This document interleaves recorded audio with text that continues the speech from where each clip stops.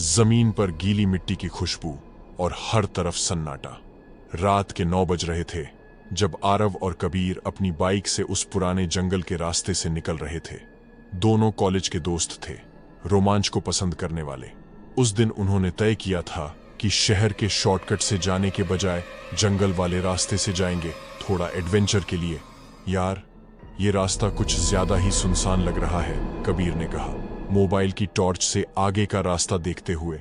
आरव मुस्कुराया, बस थोड़ी दूर और फिर हाईवे लग जाएगा।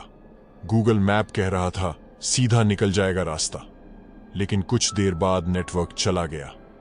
अब चारों ओर सिर्फ हवा की आवाज और पत्तों की खड़खड़ाहट थी। दूर से किसी जानवर के चीखने की आवाज आई, पतली और लंबी सी, जैसे किसी इंसान की। दोनों एक दूसरे को देखकर चुप हो गए। लोमड़ी होगी, आरव ने कहा, पर उसकी आवाज में भी डर छिपा था। अचानक बाइक झटके से बंद हो गई। पेट्रोल पूरा था, लेकिन इंजन जैसे किसी ने रोक दिया हो। यह क्या बकवास है, आरव झल्ला कर बोला और बाइक दोबारा चालू करने की कोशिश की, पर कोई फायदा नहीं हुआ। कबीर बोला, लगता है अब पैदल ही चलना पड़ेगा। दोनों ने टॉर्च ऑन की और चल पड़े। रात और गहराती जा रही थी, हवा में ठंड बढ़ गई थी। उस जंगल का हर पेड़ जैसे उन्हें देख रहा था। थोड़ी देर बाद कबीर बोला, यार, ये रास्ता हमने पहले भी नहीं देखा क्या?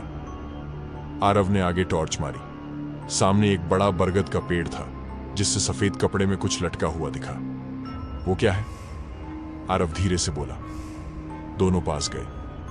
वो कपड़ा गंदा पुराना था, लेकिन उसके अंदर इंसानी शक्ल थी। कबीर ने टॉर्च और पास की, और दोनों के कदम वहीं जम गए। वहां एक आदमी की लाश लटकी थी, आंखें खुली हुई, जुबान बाहर निकली हुई। आरव पीछे हट गया। भाग यहां से! दोनों जान बचाकर वहां से दौड़े। पीछे से किसी के पैरों की आवाज आई, जैसे कोई उनका पीछा कर रहा हो।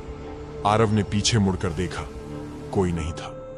शायद हवा से हिली होगी लाश, उसने कहा, मगर खुद भी विश्वास नहीं हुआ।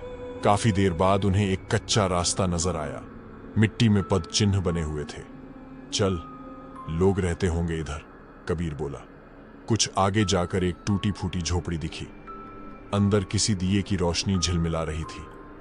आरव बोला, चल मदद मांग लेते हैं। झोपड़ी के पास पहुंचे तो देखा, अंदर एक बूढ़ी औरत चूल्हे के पास बैठी कुछ पका रही थी। आरव बोला, मांझी, हमारी बाइक खराब हो गई जंगल में, थोड़ा रुकने देंगे क्या? बूढ़ी औरत ने बिना उनकी ओर देखे कहा, अंदर आ जाओ बेटा, बाहर ठंड बढ़ रही है। दोनों अंदर चले गए। झोपड़ी की दीवारों पर कुछ अजीब से निशान बने हुए थे, जैसे किसी ने उनमें नाखूनों से प्रतीक उकेरे हों। कबीर ने पूछा, यहां और कोई रहता है? बूढ़ी औरत हल्के से मुस्कुराई, रहते तो सब यहीं हैं, बस दिखते नहीं। ये कहते हुए उसने उनके सामने एक कटोरे में लाल रंग का तरल रखा। थोड़ा पी लो, ठंड उतर जाएगी। आरव ने इनकार किया, नहीं, हमें तो बस फोन करना है। बूढ़ी औरत का चेहरा अचानक कठोर हो गया। उसकी आंखें पूरी तरह काली हो गई। कबीर ने आरव का हाथ पकड़ा, चलो यहां से। दोनों झोपड़ी से भागे। बाहर निकलते ही उन्हें फिर वही आवाज सुनाई दी, किसी के कदमों की, जो उनके पीछे चल रहे थे।